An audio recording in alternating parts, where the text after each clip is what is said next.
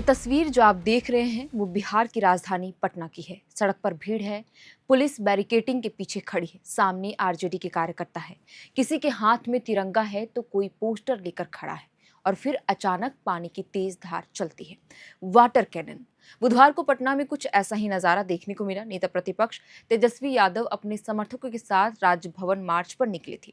मार्च JP गोलबंदर से शुरू हुआ और राजभवन की तरफ बढ़ा। करीब 5 किलोमीटर लंबे इस मार्च में बड़ी संख्या में आरजेडी कार्यकर्ता पहुंचे। पार्टी की तरफ से करीब 5,000 समर्थकों के शामिल होने का दावा किया गया, लेकिन ये सिर्फ एक मार्च नहीं था। इसके पीछे सिवान का वो मामला था जिसने बिहार की सियासत गरमा रखी है।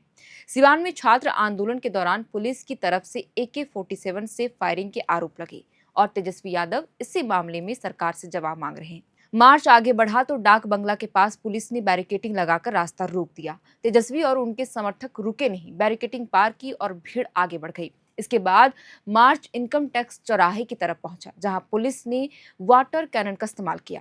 पानी की बौछार के बीच कुछ कार्यकर्ता पीछे हटे तो कुछ वहीं डटे रहे और कुछ समर्थक वाटर कैनन के बीच डांस करते हुए भी नजर आए। इसी दौरान पुलिस और प्रदर्शनकारियों के बीच धक्का मुक्की तक हो गई और कुछ कार्यकर्ताओं की तरफ से पुलिस पर पानी की बोतलें भी फेंके जाने की बात सामने आई है।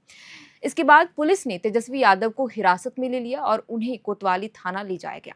हिरासत में लिए जाने के पहले तेजस्वी ने सरकार को निशाने पर लिया और कहा कि मैं जेल से डरने वाला नहीं हूं। उन्होंने भगवान श्री कृष्ण का उदाहरण देते हुए कहा कि उनका जन्म भी जेल में हुआ था और जो सत्ता में आया है उसका जाना तय है।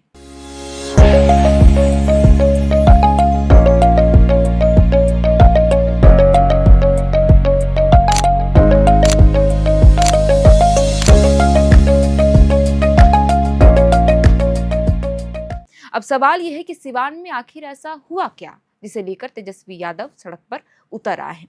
तो बता दें कि सिवान में छात्र आंदोलन के दौरान पुलिस फायरिंग को लेकर विवाद है। आरोप है कि पुलिस ने AK-47 से फायरिंग की। तेजस्वी यादव लगातार इसी पर सवाल उठा रहे हैं। मंगलवार को प्रेस कॉन्फ्रेंस में उन्होंने पूछा था कि AK-47 चलाने का अधिकार किसने दिया। उन्होंने कहा था कि छात्र घायल हुए हैं और कई घायल छात्रों से मिलने भी गए थे। तेजस्वी ने राज्यसभा में दिए गए एक जवाब का भी जिक्र किया। उनका कहना है कि वहां गोली चलने से इनकार किया गया, जबकि बिहार सरकार के हलफनामे में गोली चलने की बात दर्ज है। यानी तेजस्वी का सवाल है कि अगर गोली चली थी तो आदेश किसका था और अगर आदेश नहीं था तो AK-47 चली कैसे। इसी मामले में सिवान के DM और SP पर भी कार्रवाई हुई है। DM विवेक रंजन मैत्री को पद से हटा दिया गया है और सामान्य प्रशासन विभाग में वेटिंग फॉर पोस्टिंग में रखा गया है। वहीं SP पूरण कुमार झा को भी हटा दिया गया और उनकी जगह भारत सोनी को नया SP बनाया गया है। पूरण कुमार झा को भी वेटिंग में रखा गया है, लेकिन तेजस्वी इससे संतुष्ट नहीं है। उनका कहना है कि सिर्फ ट्रांसफर से काम नहीं चलेगा, उनकी मांग निलंबन की है। इसी मांग को लेकर बुधवार को ये राजभवन मार्च निकाला गया। मार्च में कुछ कार्यकर्ता लकड़ी की बनी AK-47 लेकर भी पहुंचे थे। हाथों में तिरंगा था, पोस्टर थे। उधर पुलिस की भी तैयारी पूरी थी। ASP law and order Krishna Murari Prasad ने जवानों को निर्देश दिया कि तिरंगे का सम्मान किया जाए और लाठी का इस्तेमाल समझदारी से किया जाए, लेकिन भीड़ बढ़ती गई और माहौल गर्म होता गया।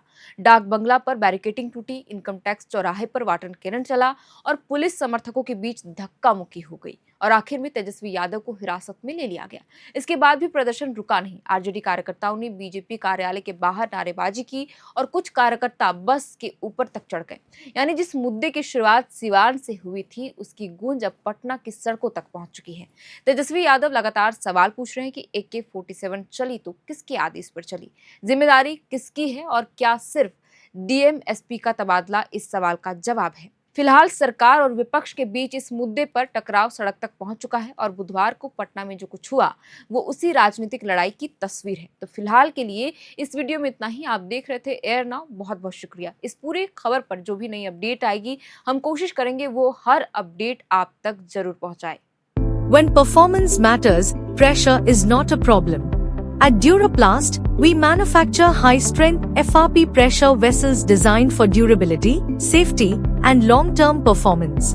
Built with advanced fiber reinforcement technology, our vessels offer exceptional tensile strength while remaining lightweight and corrosion resistant. Perfect for water treatment systems, roplants, and demanding industrial applications, and power your operations with strength you can trust. Get in touch with Duraplast today.